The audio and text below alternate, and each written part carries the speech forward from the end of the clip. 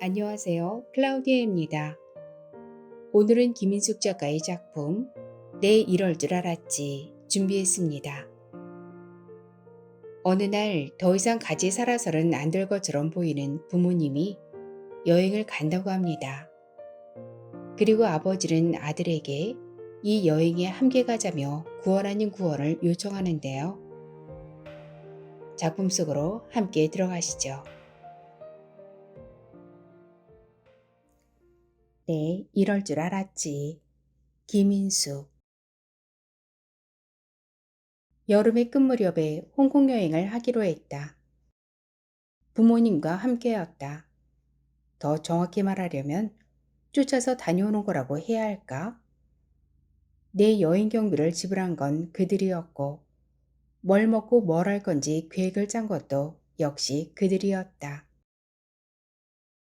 나로 말하자면 서른이 넘은 아들이, 그것도 실직 상태에서 부모님을 따라 해외여행을 한다는 게 내키는 일일 리가 없었다. 다른 사람의 시선에 대해 말하는 게 아니다. 그런 건 아무래도 상관없었다. 그건 오히려 여행을 제안한 아버지에 대해서였는데, 내 생각이 맞는다면 아버지는 내게 여행이 아니라 구원을 요청한 셈이었다. 도와다오. 여행 얘기를 꺼내놓고는 당황한 듯, 수줍은 듯, 심지어는 노엽기까지 한 눈빛으로 아버지가 시선을 피했다. 그러나 그 잠깐 사이 아버지가 내게 침묵으로 한 말은 그랬다. 음, 그러니까 SOS.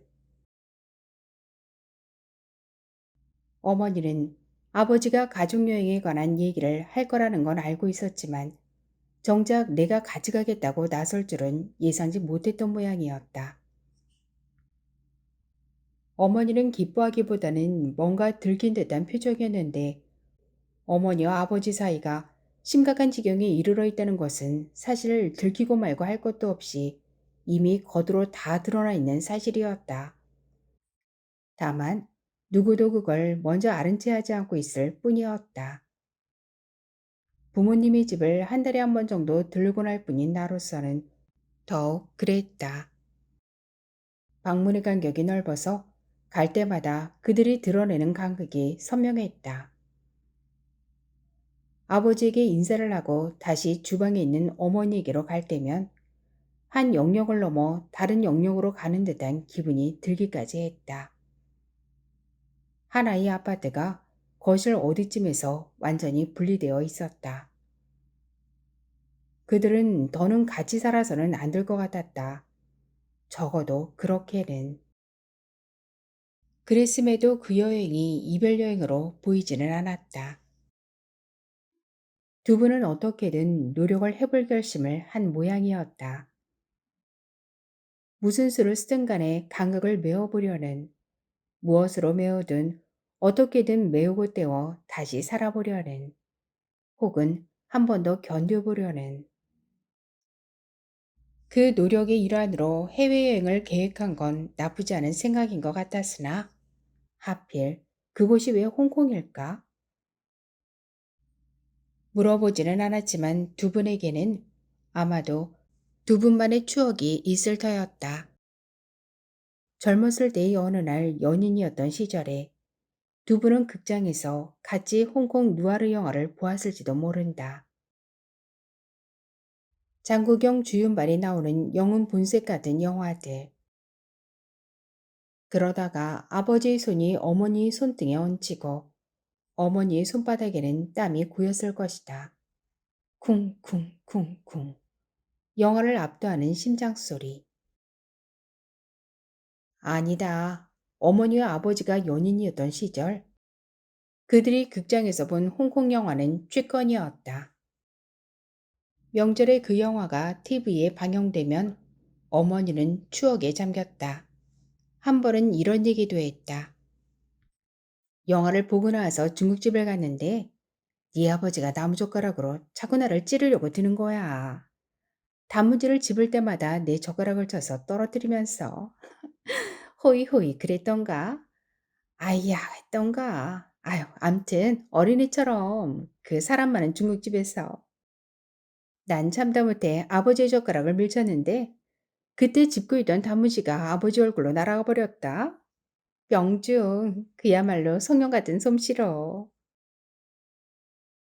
선물로 들어온 와인 몇 잔이 기분이 나른해져 있던 어느 해의 추석 오후, 우리는 거실 바닥을 뒹굴며 웃었다. 어머니와 아버지에게 존재했던 어떤 시절, 중국집에서 단무지를 던지고 그 단무지로 얻어맞던 시절, 그러고도 그게 분하거나 부끄럽지 않고 유쾌하고 행복하기만 했던 그 시절. 그 청춘의 시절은 어느 구멍으로 빠져나가 버렸을까? 어머니는 갑자기 웃음을 멈추고 느닷없이 그 추억을 부끄러워했다. 그리고 멋쩍어하는 아버지. 어머니는 서둘러 주방으로 가 와인잔을 씻기 시작하고 아버지는 채널을 돌려 뉴스를 보기 시작했다.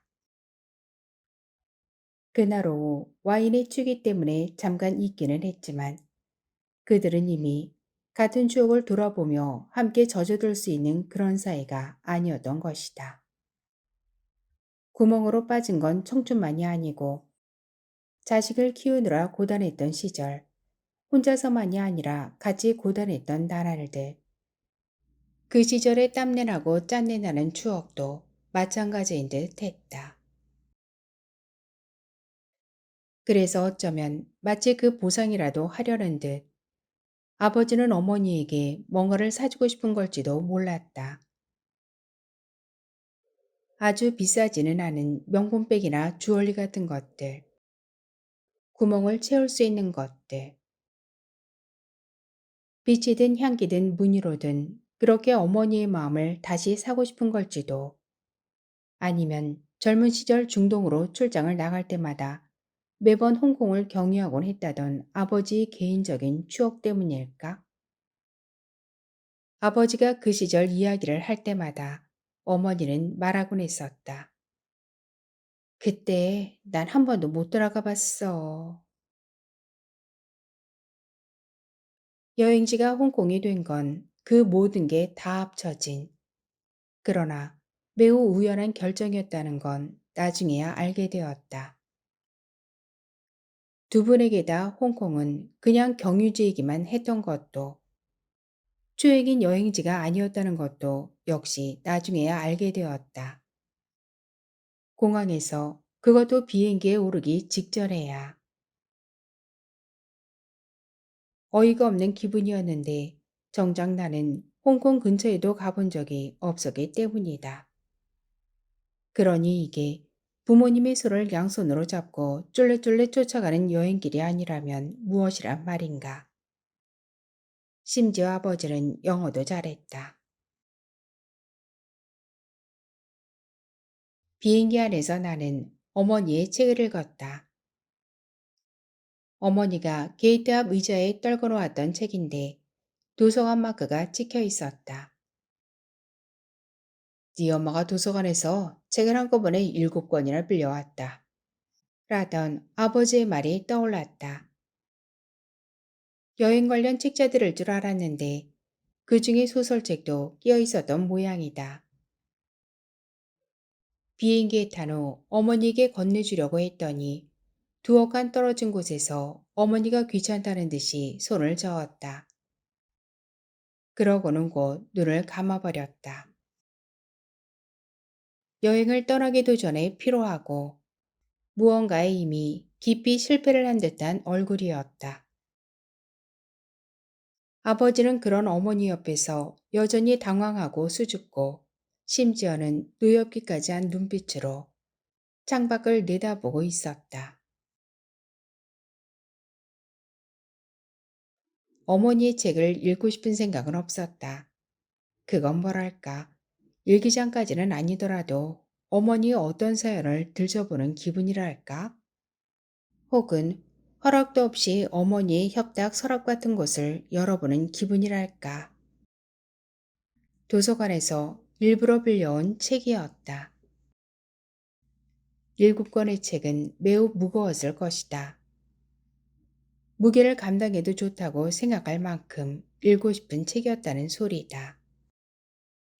어머니가 챙이 넓은 밀짚모자 같은 것을 쓰고 배낭을 메고 도서관에서 집까지 걸어오는 모습은 어쩐지 엄숙한 기분이 드는 상상이었다. 도서관 옆에는 어머니가 늘 다니는 마트가 있었고 밀짚모자와 배낭은 마트에 가는 어머니의 거의 한결같은 차림이었다. 그러나 배낭 속에 든 것이 감자나 양파, 오징어나 고등어 대신 홍콩 자유여행 베스트 5, 침사추이 완전 정보, 리얼 홍콩 마카오, 이런 6권의 여행 책자들, 그리고 소설책 한 권인 것이다. 그러니까 한 권의 소설책. 나는 책의 표지를 열어보았다. 처음 보는 작가의 얼굴 사진이 있었다. 특별히 인상적일 게 없는 얼굴이었고 사진도 마찬가지였다.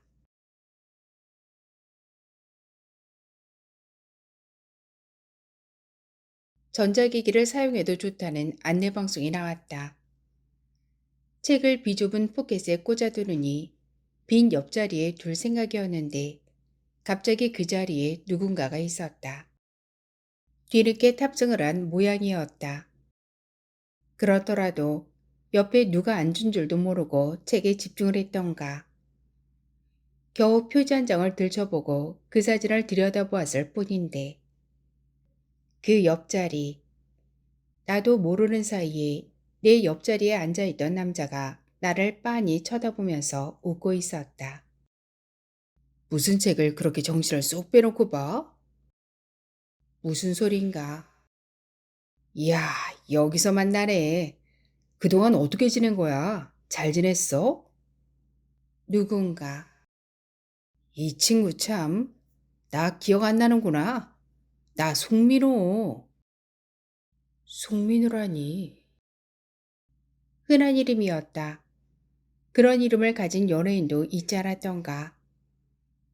어쨌든 더는 송민호라는 이 남자를 모르는 체 할 수 없는 상황인 건 분명했다. 아, 미안. 이야, 진짜 여기서 말을 놓아도 될까? 상대가 놓았다고 해서 같이 말을 놓는 사이는 아닐 수도 있었다. 그러나 달리 무슨 수가 있겠는가? 홍콩은 무슨 일로? 태풍 온다던데? 설마 여행? 비행기에는 공석이 제법 있었다. 체크인을 할 때 카운터 직원이 세 분이 같이 앉는 자리 들을까요? 물었을 때 아니요. 라고 대답을 한 사람은 내가 아니었다. 편하게 앉아서 가자. 어머니가 뒤에서 말했고 아버지가 동의한다는 듯 고개를 끄덕였다. 어쨌거나 다행이었다. 송민호라는 사내가 누구든 간에 부모님을 쫓아가는 여행을 들키고 싶지는 않았다. 거긴 무슨 일? 대답 대신 나는 같은 질문을 했다. 거기라는 말이 적절치 않게 들리지 않기를 바라면서. 그건 사람이 아니라 지역을 가리키는 말로 들릴 수도 있으니까. 나야 출장이지 뭐 맨날 그렇잖아. 다시 한번 당황하지 않을 수 없었다. 맨날 출장이라니. 나는 그런 사람을 알지 못했다. 그런 사람을 알 리가 없었다. 그동안 꽤 여러 회사를 전전했지만 그 어떤 회사에서도 맨날 출장인 사람을 안 적이 없었다. 얼마 전까지 나는 스타트업 게임 회사의 UI 디자이너였다. 유저 인터페이스. 그 중에서도 아이콘을 그리고 아이콘의 위치를 정하고 아무튼 열심히 아이콘을 그리는 일. 내가 일했던 회사의 어느 부서에서는 분명 출장이 잦은 사람도 있었겠지만 적어도 우리 팀 내에는 없었다. 그리고 나는 팀원들 이외에는 그리 가까운 사람이 없었다. 적어도 비행기 안에서 이렇게 반갑게 인사를 할 정도로 아는 인물은. 근데 마일리지도 안 싸요. 맨날 이런 데만 출장이라. 미국이나 유럽 정도는 돼야 뭐 어디 좀 갔다 오는 기분이 들 텐데 말이야. 그는 웃으면서 내 무릎을 치기까지 했다. 무례한 사내였다. 잘 알지도 못하는 사람의 무릎을 건드리다니. 그러나 따지고 보면 잘 알지 못하는 건 내 쪽의 문제이지 그의 문제는 아닐 수도 있었다. 아, 화장실 비었네. 자리에서 일어서면서 그는 다시 한번 내 어깨를 건드리며 웃어 보였다. 웃을 때 눈가에 주름이 상냥하게 접히는 남자였다. 화장실 갔다 와서 더 얘기해. 그는 눈가의 웃음과 주름만으로도 그런 말을 내게 전달할 수 있었다. 정말 얼마나 오랜만인지, 게다가 비행기 안에서 만나다니, 거기다가 같은 날 홍콩에 가다니, 그런 모든 말까지 다 들렸다. 어쩌면 이 남자는 세일즈 계통의 일을 하는 사람일지도 모르겠다고 나는 문득 생각했으나 여전히 그가 누구인지는 떠오르지 않았다. 그는 돌아오지 않았다. 분명 돌아올 것처럼 말했는데, 아니 웃었는데, 내 옆자리는 여전히 공석으로 남아 있었다. 그 속미로는 아마 다른 자리에 승객인 모양이었다. 화장실에 가다가 나를 알아보고 화장실이 비기를 기다리는 사이 나를 아는 채 했던 거실터이다. 그러니까 고작 화장실이 비기를 기다리는 시간만큼만 반가운 사이. 사실 그런 것은 반가움이라기보다는 충돌이라고 말하는 게 더 옳을 텐데. 반가워해야 할지 피해야 할지 분간도 하지 못하는 사이에 이루어지는 충돌. 아이쿠야 깜짝이야.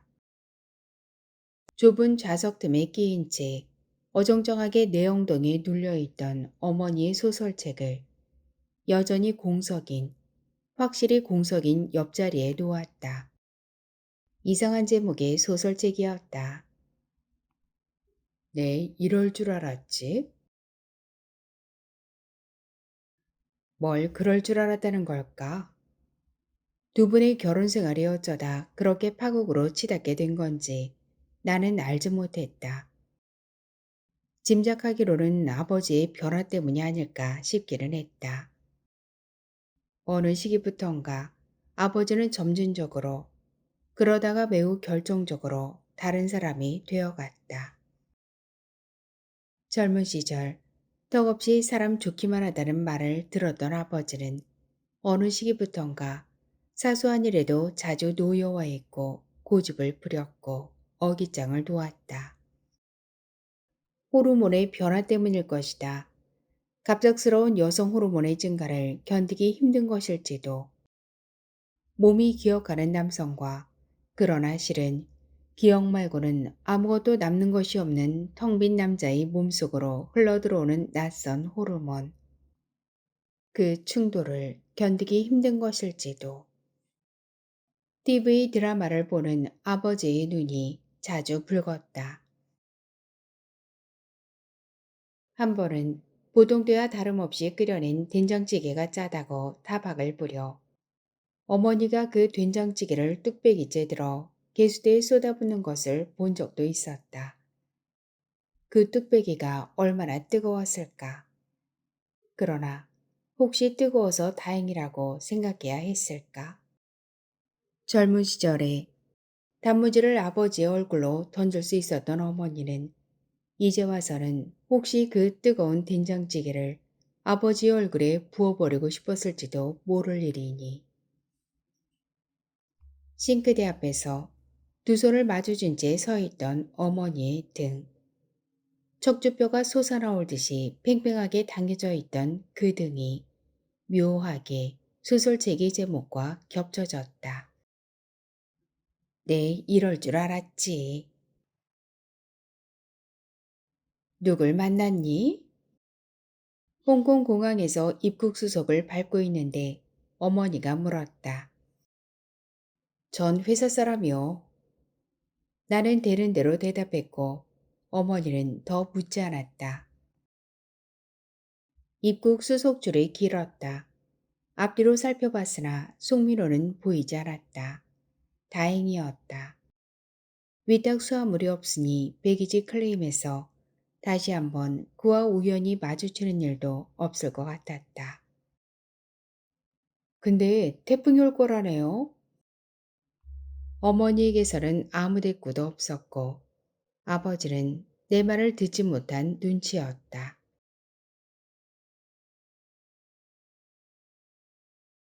태풍이 온 건 여행 이틀째였다. 아침에 일어났을 때 이미 분위기가 심상치 않았다. 안마 커튼을 열어보니 빗방울이 거칠게 창을 때리고 있었다. 필사적으로 온몸을 부딪혀오는 빗방울이었다. 시간은 아직 오전 7시도 되지 않은 때였다. 나를 깨운 게 뭔가 싶었더니 바로 태풍이었던 것이다. 두꺼운 안마 커튼과 이중 유리창에도 불구하고 방 안은 완전히 물에 잠긴 듯했다. 습기를 말하는 게 아니다. 필사적으로 몸을 부딪힌 빗방울들이 유리와 벽의 틈을 뚫고 방 안에까지 들어와 있었다. 말이 안 되는 얘기라는 건 알고 있지만 그렇다고 밖에는 설명하기가 어려웠다. 온 방 안이 비와 바람으로 가득했다. 부모님 방으로 전화를 걸어볼까 하다가 관두고 대신 방문을 열어보았다. 바로 앞방이니 혹시 깨셨으면 무슨 기척이 있지 않을까 해서였는데 문을 열자마자 깜짝 놀라 다시 방문을 닫지 않을 수 없었다. 복도에 가득 찬 물이 한꺼번에 쏟아져 들어오는 것 같은 착각 때문이었다. 그러니까 마치 재난영화의 한 장면처럼 난파선의 객실로 쏟아져 들어오는 바닷물. 아무래도 피로 타신 모양이었다. 어제 점심 무렵 홍콩에 도착해 고작 반나절을 지냈을 뿐인데도 나는 이미 완전히 지쳐 있었다. 불화하고 있는 부모님 사이에 끼어 있는 건 짐작보다도 훨씬 더 필요한 일이었다. 더위와 습기는 몸이 아니라 몸의 내부를 적시고 달궜다. 어제는 저녁을 먹기도 전에 이미 호텔로 돌아가고 싶은 생각뿐이었고 방에 들어와서는 편의점에서 사온 맥주를 한 캔 다 비우지도 못한 채 그대로 쓰러져 버렸는데 깨어보니 태풍인 것이다. 어쩌면 아직도 잠에서 깨어나지 못한 것인지도 모른다. 전화벨이 울린 건 다시 잠이 들려고 하던 순간이었다. 당연히 어머니나 아버지 둘 중 한 분일 거라고 생각했는데 받아보니 낯선 목소리가 여보세요 했다. 아, 미안. 내가 혹시 너무 일찍 깨웠나? 정신이 번쩍 들지 않을 수 없었다. 내 짐작이 틀리지 않는다면 그 목소리는 송미로가 분명했다. 그러니까 누군지도 모르는 송미로. 비행기에서 잠깐 마주친 송미로. 맨날 출장 중인 바로 그 송미로 말이다. 그건 그렇고 깜짝 놀랐지? 전화기 저쪽에서 키득키득 웃는 소리가 들렸다. 웃을 때 상냥하게 접히던 그의 눈가주름이 떠올랐다. 소리를 내 웃을 때도 그렇게 주름이 접힐까? 어제 로비에서 내가 불렀는데도 못 알아듣더라고. 체크인할 때는 툭툭 치기까지 했는데. 야, 그런데 진짜 무슨 이런 우연이 있대? 어떻게 호텔도 같아. 그럼 여기 호텔?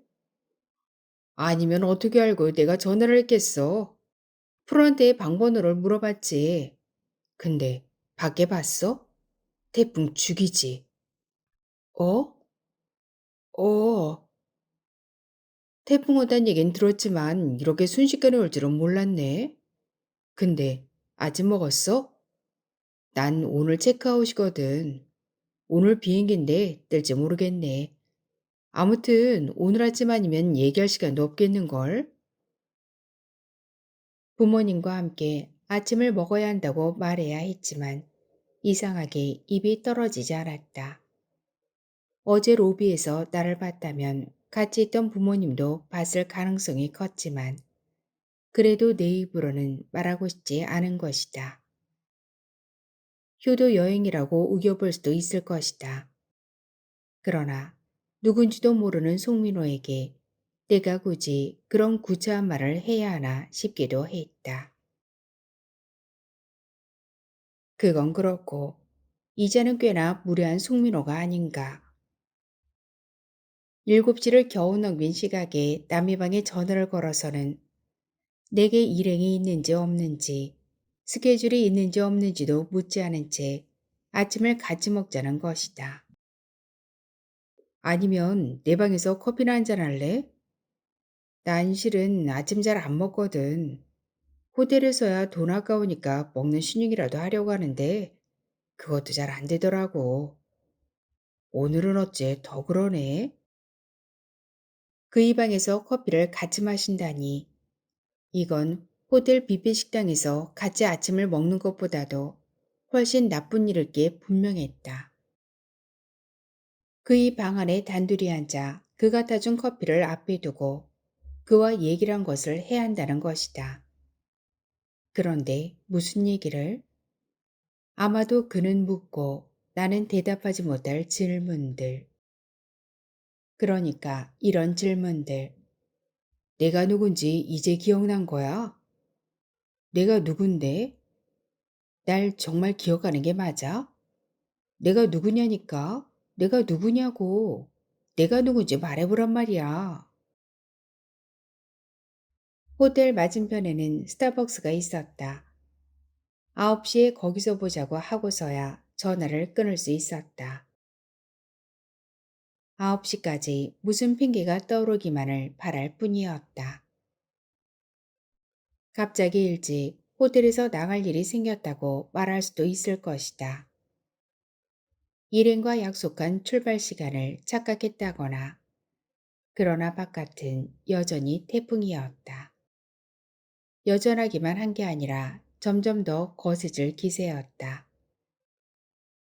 적어도 오늘 하루는 꼼짝없이 비에 갇혀 있어야 할 듯했다.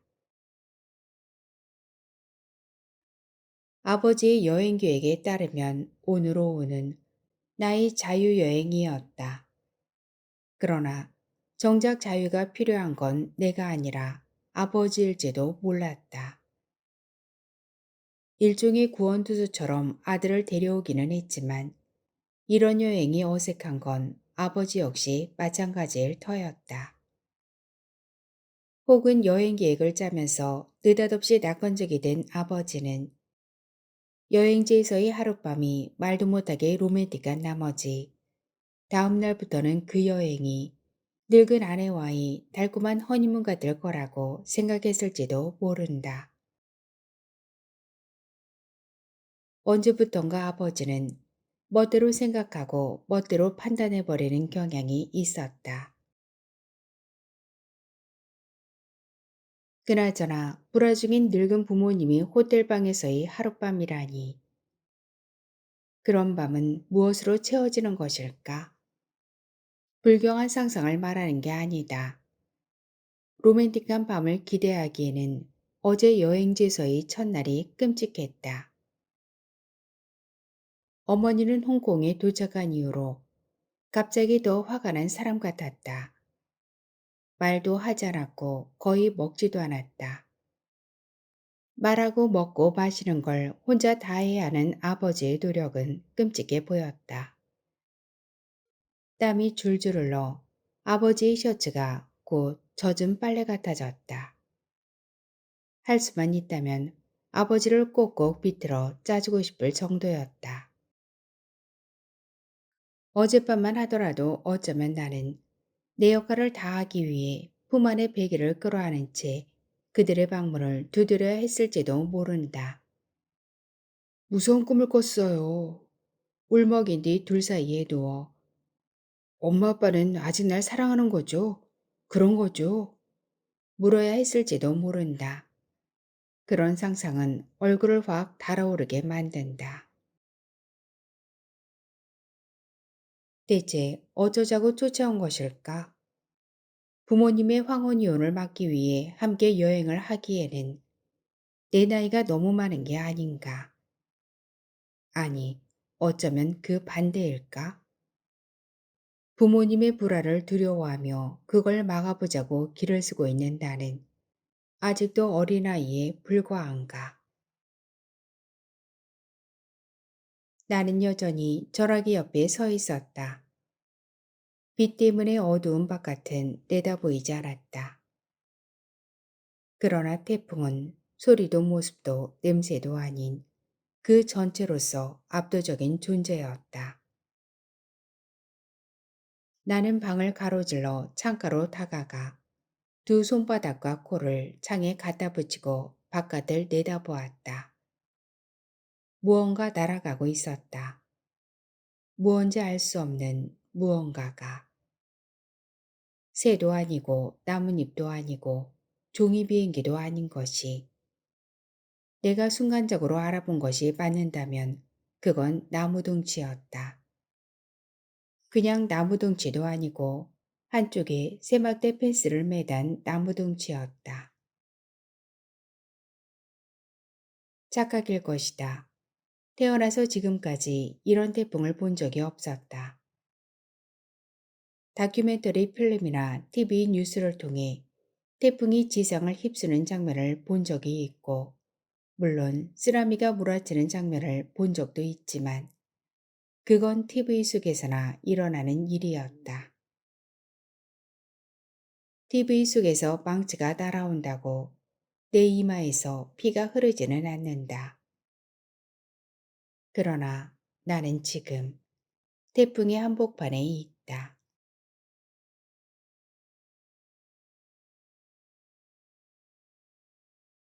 노크 소리가 들렸다.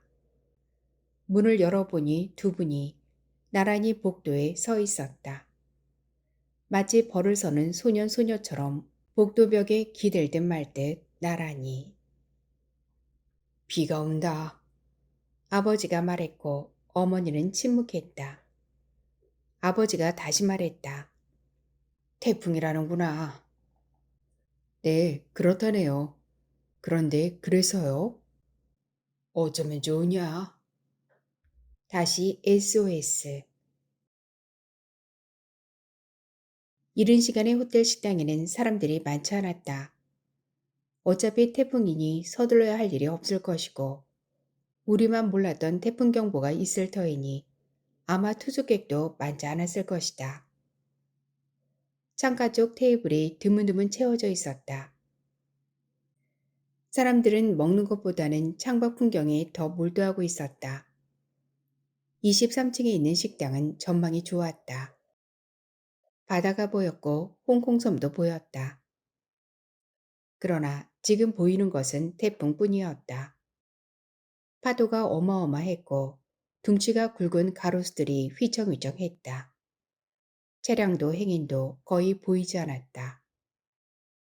어쩌다가 보이는 사람들은 긴 비옷을 입고 헬멧을 쓰고 있었다. 그들은 잔뜩 허리를 굽히고 두 주먹을 쥔 채 바람을 거슬러 가고 있었다. 그렇게 하지 않으면 바람에 떠밀려 갈 거라는 걸 잘 아는 사람들 같았다. 비옷이 에드벌룬처럼 부풀어 올라 곧 공중으로 떠오를 듯 했다.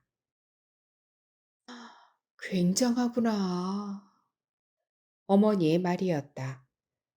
나는 창밖 태풍을 내다보며 대답했다. 그러게요. 엄청나네요. 네 아버지 말이다. 나는 어머니를 바라봤다.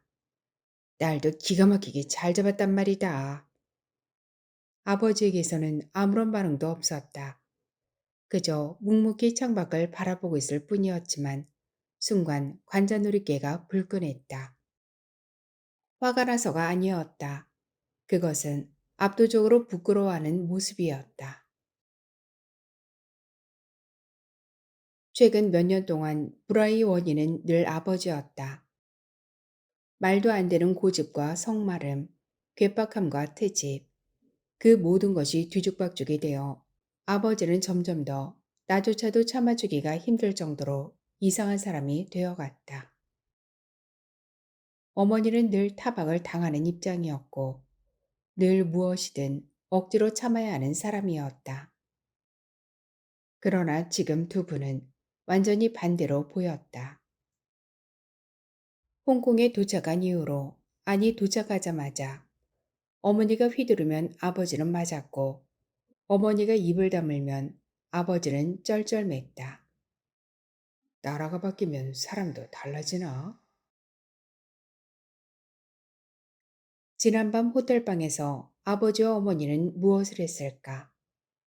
다시 한번 불경한 상상을 하려는 게 아니다. 그 방식이 무엇이든 나는 체부를 하는 어머니와 반성을 하는 아버지를 상상하고 있는 것이다. 미안해, 미안해. 나도 힘들어서 그랬어. 그렇게 빌고 있는 아버지. 정말로 힘들었단 말이야, 여보. 용서해줘, 여보. 응? 현수 어머니, 현수 엄마, 어머니, 엄마, 엄마 도와줘. 청킹 맨션이란 게 있다. 그게 아니었다면 아버지의 구원 요청을 받아들이는 일에 보다 시간이 걸렸을 것이다. 아버지가 가족 여행 얘기를 처음 꺼냈을 때였다. 선뜻 내킬 리가 없었다. 아버지의 시선을 피해 핸드폰을 만지작거리다가 홍콩이라고 검색어를 입력했다. 그때 청킹맨션을 발견했다. 그 청킹맨션이라는 게 영화 중경삼림의 배경무대라는 건 알고 있었다. 지금은 악명이 높은 게스트하우스인 모양이었다. 네티즌들이 올려놓은 몇 편의 체험기들이 있었다. 좋은 위치와 가격만 보고 예약했다가 낭패를 봤다는 사람도 있고 악명을 알고는 있었지만 그쯤은 감당할 수 있다고 생각했다가 기절조봉을 했다는 사람도 있었다. 그들이 묘사한 청킹민션은 마치 범죄 속을 같았다. 무슨 까닭인지 나는 그 청킹민션이 보고 싶어졌다. 실은 단지 아버지의 구원 요청을 받아들이기 위한 핑계가 필요했을 뿐인지도 모른다. 아버지가 예약한 호텔이 바로 그 청킹민션 근방이었다. 공항에서 호텔로 오는 버스 안에서 그 건물이 보였다. 나중에 저녁을 먹은 식당에서도 그 건물이 보였다. 리모델링을 광고하는 전광판이 계속 전멸하고 있었다. 아버지가 그 건물의 역사에 대해 이야기를 했다. 지어질 때는 최고급 맨션이었다는 것, 나중에는 마약 소굴이 되었다는 것, 지금은 인도인과 파키스탄인들의 주요 생활터전이라는 것, 값이 괜찮은 환전소와 서민적인 맛을 내는 커리집도 있다고 했다. 아마도 어머니가 도서관에서 빌려왔다는 여행 책자에서 읽은 것들일 터였다. 내가 인터넷에서 본 정보에 의하면 그 건물이 지어진 건 1960년대였다. 그러니 이미 50년이 된 건물이라는 소리였다. 한때 빛나던 고급 맨션은 쇠락의 관광상품이 되어 리모델링을 광고하는 중이었다. 내가 청킹 맨션을 보고 싶었던 것은 오래전의 여자친구 때문이었다. 홍콩으로 유학을 떠났던 친구인데 갑자기 경제 사정이 나빠졌다며 얼마 동안 그곳에 머문 적이 있었다. 그때 그곳에서 찍은 사진을 보내오곤 했었다. 나도 이렇게 허물어져 가고 있어. 여자친구가 구석구석 우물이 묻어있는 낡은 계단 사진과 함께 보내온 글이었다. 겨우 22살에 청킹 미션처럼 허물어져 가고 있다고 편지를 보내왔던 아이. 그 아이는 지금 뭘 하고 있을까? 연락이 끊긴 지 오래되었다. 눈에서 멀어지면 마음도 멀어진다는 말처럼 한국과 홍콩 사이에서 점점 멀어지다가 완전히 사라져버린 관계였다. 그렇더라도 비행기에서 누군가를 우연히 만나야 했다면 그 아이였으면 좋았을 것이다. 그 아이는 지금 청킹 미션에서 커리를 팔고 있거나 마약을 팔고 있을까? 어쩌면 게스트하우스를 열었을까? 당시 그녀가 꿈꾸었던 것처럼 최고급 호텔의 매니저가 되었을 수도 있을 것이다. 그러나 특급 호텔의 로비에서 깔끔히 정정을 한 그녀를 만나는 것보다는 청킹 맨션, 사연을 알 수 없는 핏자국이 얼룩진 계단에서 그녀를 마주치는 게 더 근사할 것 같았다. 그러면 그녀가 말해주지 않을까. 괜찮아. 이래 보여도 아주 허물어지는 건 아니더라고. 나이 30이 조금 넘었을 뿐인데 나는 공룡처럼 늙었다는 생각이 든다. 실직 때문은 아니었다. 사실을 말하자면 실직이라기보다는 자발적인 퇴직이었고 그동안 모아놓은 돈으로 당분간 다시 공부를 해볼 작정이었다. 뭐 그렇게까지 딱히 비참한 지경은 아니라는 소리다. 적어도 매일매일 나 자신을 그렇게 위로하거나 속일 수는 있었다. 정작 더 큰 문제는 공부 그 후였다.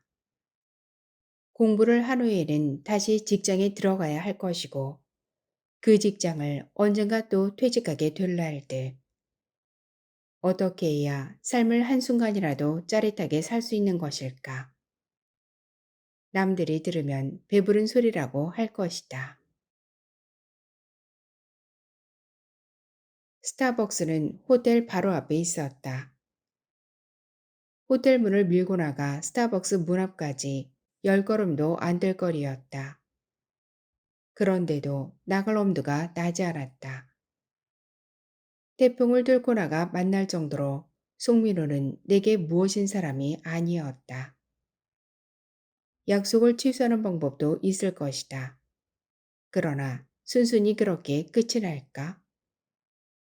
그러면 그는 호텔 안 어딘가에서 보자고 할 수도 있을 것인데 이렇게 태풍이 부는 날 아무데도 가지 못한 채 그에게 하루 온종일 붙잡혀 있을 수도 있다는 상상은 태풍을 뚫고 나가는 것만큼이나 괴로웠다.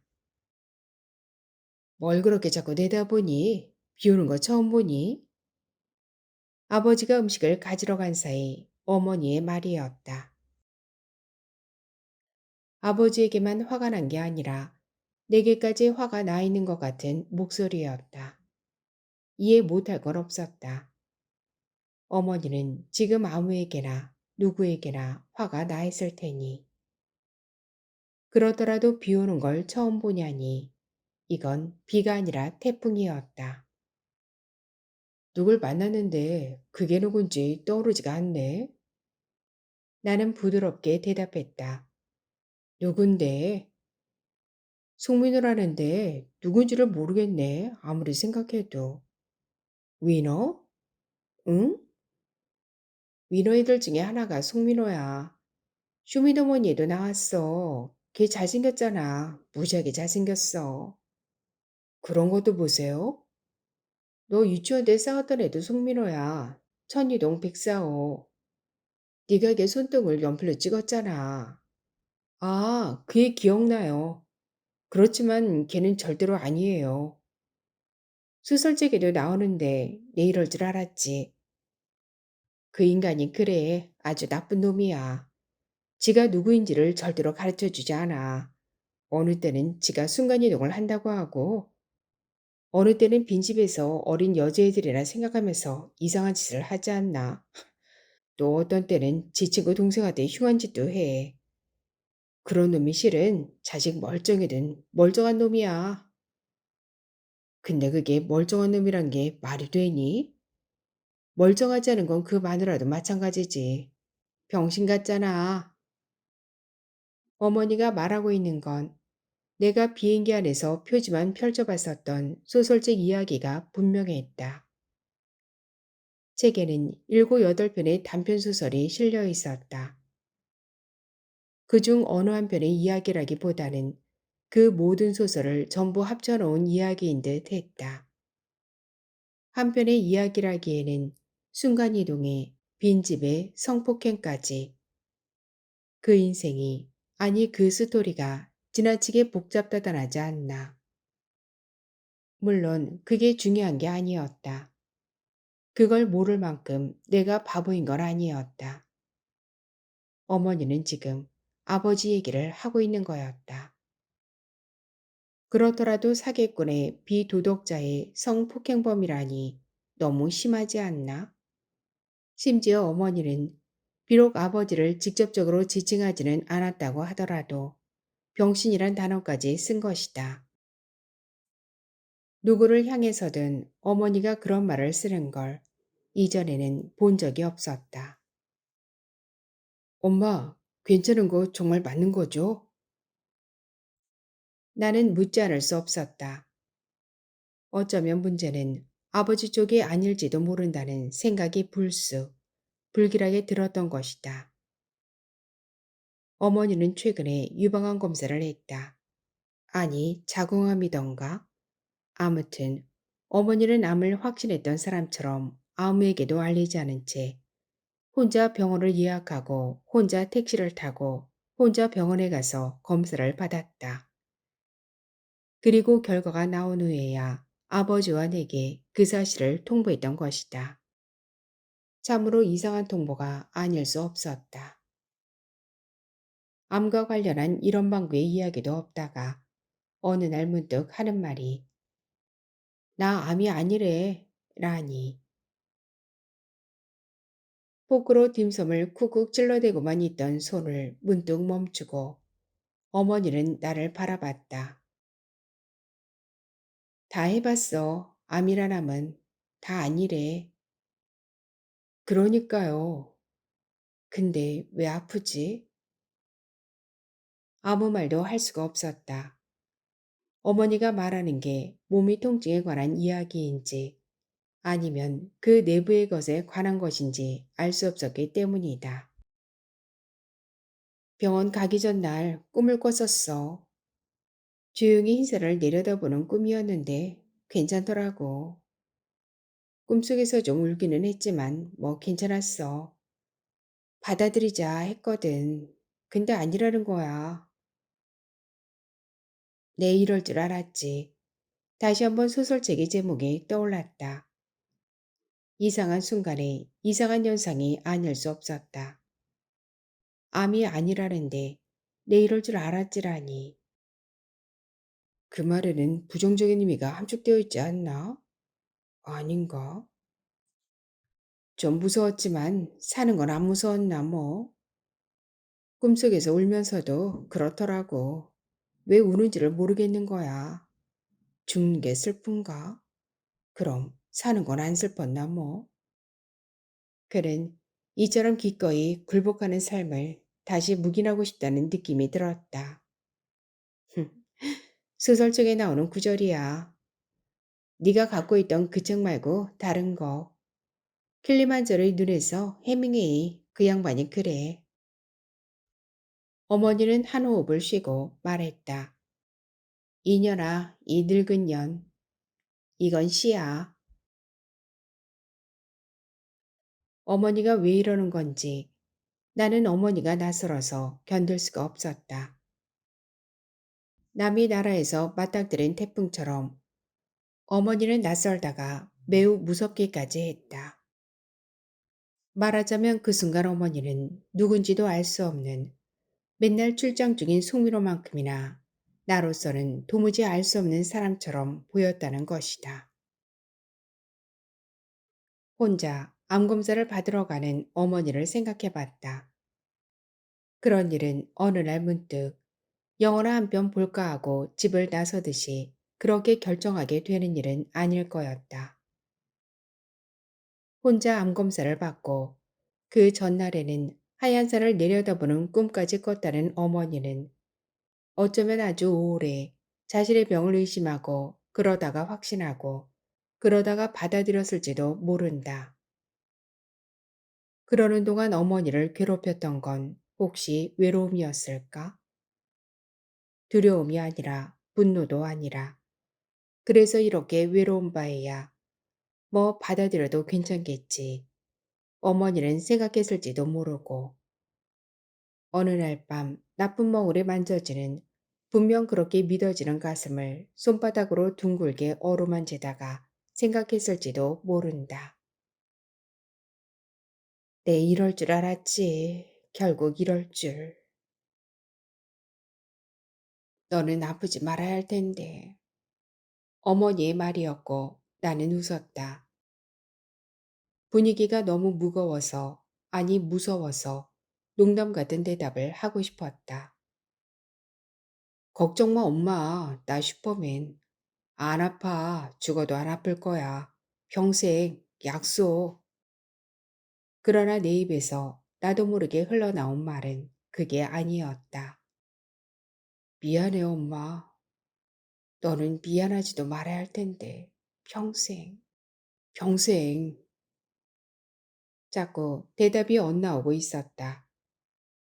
이번에는 그런 장난 같은 대답이 아니라 이렇게 말해야 했을 것이다. 잘못했어요, 엄마. 그때 갑자기 기이한 소리가 울려 퍼졌다. 설마 내 내부에서 울려나온 소리는 아닐 터였다. 식당의 사람들이 거의 다 벌떡 일어나거나 창가 쪽으로 달려가고 있었다. 나무둥치가 날아가고 있었다. 쇠막대 펜스를 매단 나무둥치가 23층 창밖에서 이건 말이 안 되는 거였다. 아무리 태풍이라고 하더라도 쇠막대를 매단 나무둥치를 23층 높이로 날릴 수는 없는 것이다.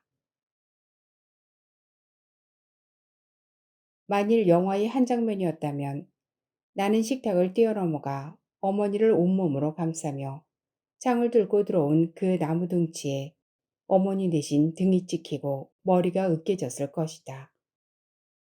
쏟아지는 유리파편과 유리보다 더 날카로운 빗방울과 미친 듯한 바람 속에서 나로서는 잘못했다는 말보다는 차라리 그게 더 쉬운 일이라고 여겨지는 것이다. 그러나 달려와 어머니를 감싸는 건 아버지였다. 아버지와 어머니는 너무 놀란 나머지 거의 서로 끌어안다시피 하고 창밖을 내다보고 있었다. 날아온 건 나무둥치가 아니라 나무로 된 고정대를 매단 거대한 플랜카드였다. 호텔 옥상에 묶여있던 한쪽 매듭이 풀려버린 모양이었다. 거대한 천이 거대한 새처럼 온몸으로 창에 부딪히고 있었다. 도너리 도너리 위아 세이프. 식당 매니저인 듯한 사람이 식당을 뛰어다니며 외쳤다. 그랬음에도 모두들 얼굴을 두 손으로 감싸고 있었는데 일주에 한 번씩 거대한 손바닥으로 양쪽 뺨을 얻어맞는 기분이었기 때문이다.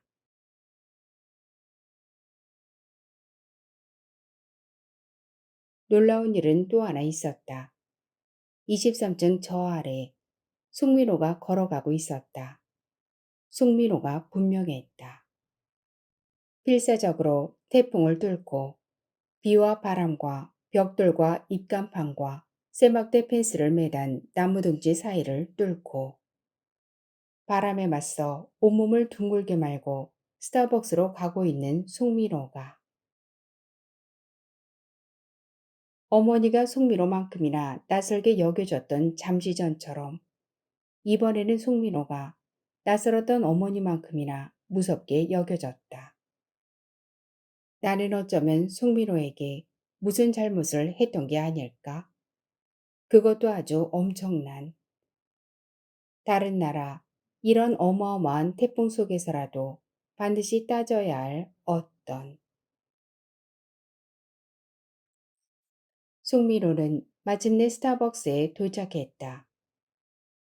문을 열려는 송민호가 보였다. 어쩐 일인지 송민호는 그 문을 잘 열지 못하는 듯 했다. 바람 때문에 문이 무거워져서일지도 몰랐다. 있는 힘을 다해 문을 밀던 송민호가 한 걸음 물러나 여전히 잔뜩 몸을 웅크린 채 순간 날아온 무언가를 간신히 피해가며 스타벅스의 문을 살폈다. 그러고는 두 손으로 머리를 감싸는 거였다. 휴업. 내 짐작이 맞는다면 스타벅스는 휴업이었다. 송민호가 스타벅스의 유리문을 두드리기 시작했다. 태풍에 떠밀려온 사람처럼 제발 구해달라는 듯이. 열어주세요! 제발 열어주세요! 제발요! 그나저나 소설 속 송민호는 어떤 송민호였을까? 그 와중에 왜 그게 궁금한지 몰랐다. 그 소설책 속에는 설마 그렇게 이상한 사람들만 있지는 않을 것 같았다. 그런 사람들 말고도 행복한 사람들, 아프지 않은 사람들, 단무지를 던지고 맞으며 폭소를 터뜨리는 중국집의 연인 같은 사람들. 비록 창밖의 플랜카드에 호되게 두 뺨을 얻어맞고는 있지만 서로 끌어안고 손을 잡고 있는 사람들. 미안한 사람들. 잘못됐다는 말은 잘못해도 잘못한 줄은 잘 아는 사람들. 그래서 정말이지 미안한 사람들. 나는 어쩌면 지금이라도 23층 아래 스타벅스로 달려가야 할지도 모른다. 태풍을 뚫고 송민호를 만나 미안하다고 말해야 할지도. 나는 끝내 그가 누구인지 모르겠지만 어쩌면 송민호라는 사람이 이 태풍 속에서 나를 끌어안아주기 위해 기다리고 있는 유일한 사람일지도 모른다. 마치 소설처럼 아주 다정하게 내게 이런 말을 하기 위해. 네가 올 줄 알았어. 내가 그럴 줄 알았다니까. 네가 올 줄 알았어. 내가 그럴 줄 알았다니까.